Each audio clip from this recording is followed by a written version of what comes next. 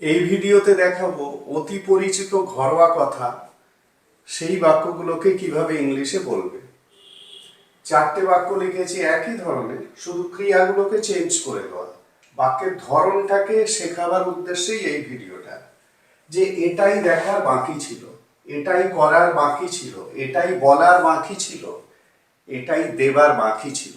আমরা কথায় কথায় বলি এটাই দেখার বাকি ছিল, মানে খুব আফসোস করে, বিরক্ত হয়ে, হতাশ হয়ে বলি এটাই দেখার বাকি ছিল। তো এই বাক্যগুলোকেই কিভাবে ইংলিশে বলবে সেটাই এখানে শেখাবো। প্রথমে স্ট্রাকচারটা দেখে নাও। স্ট্রাকচারটা আমি তিন রকম ভাবে বাক্যটাকে তোমাদেরকে দেখাবো, মানে তিনটে উপায় বলে দেবো এই ধরনের বাক্যগুলো তৈরি করার। প্রথমে দেখো, প্রথম স্ট্রাকচার সাবজেক্ট প্লাস ইজ বা ওয়াজ। ইজ বা ওয়াজ কেন? যদি পাস্টে হয় তাহলে ছিল, আর প্রেজেন্ট হলে আছে, মানে এটাই দেখার বাকি আছে, এটাই যদি বলো তাহলে ইজ ইউজ করবে, আর যদি বলো যে ছিল তাহলে ওয়াজ ইউজ করবে। বা আমরা অনেক সময় আছে বা ছিল কথাটাকে উজ্জ্ব রাখি, বলি না এটাই দেখার বাকি, ঠিক আছে, এরকম ভাবেও বলি। তাহলে subject is was plus the only thing, the only thing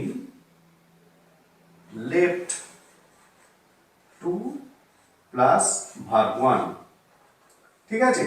এইটা হলো প্রথম স্ট্রাকচার, ভালো করে দেখে নাও। সাবজেক্ট ইজ বা ওয়াজ, প্রেজেন্ট হলে ইজ, পাস্ট হলে ওয়াজ, তারপর দি only thing, left two plus verb 1, ঠিক আছে। যে ভাবগুলো এখানে দেয়া আছে, যে দেখার, করার, বলার, দেবার, এই ভাবগুলো প্রেজেন্ট ফর্মটা এখানে বসবে, ঠিক আছে। পরের স্ট্রাকচারটা সাবজেক্ট প্লাস ওই একই ইজ বা was plus all that remains to plus verb 1, ঠিক আছে। এইভাবেও বলতে পারো সেন্টেন্সটাকে।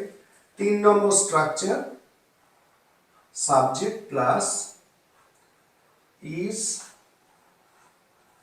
ওয়াজ প্লাস the last thing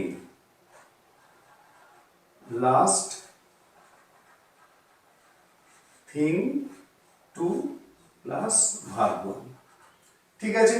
এই তিন রকম স্ট্রাকচার ব্যবহার করে, যে কোনো একটা স্ট্রাকচার ব্যবহার করে তোমরা এই ধরনের বাক্যগুলোকে বলতে পারো। খুবই পরিচিত বাক্য, ঘরোয়া বাক্য।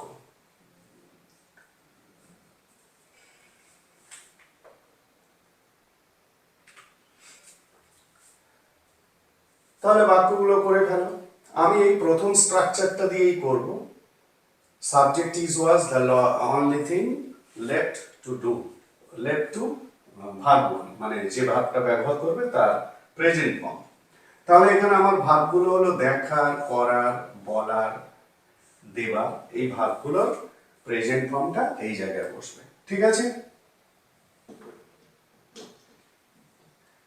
তাহলে এটাই দেখার বাকি ছিল। ইংলিশে কি বলবে? দিস ওয়াজ দি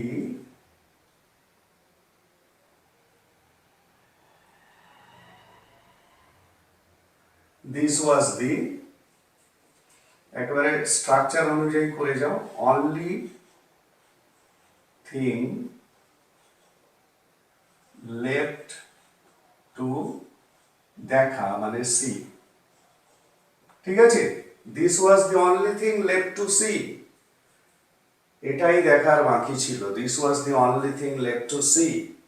পরেরটি এটাই করার বাকি ছিল, একইভাবে this was the only thing left to do, ঠিক আছে। নেক্সট এটাই বলার বাকি ছিল। This was the only thing left to say, ঠিক আছে। পরেরটা এটাই দেবার বাকি ছিল, this was the only thing left to give। ঠিক আছে, তাহলে এই বাক্যগুলোকে এইরকম ভাবেই বলবে।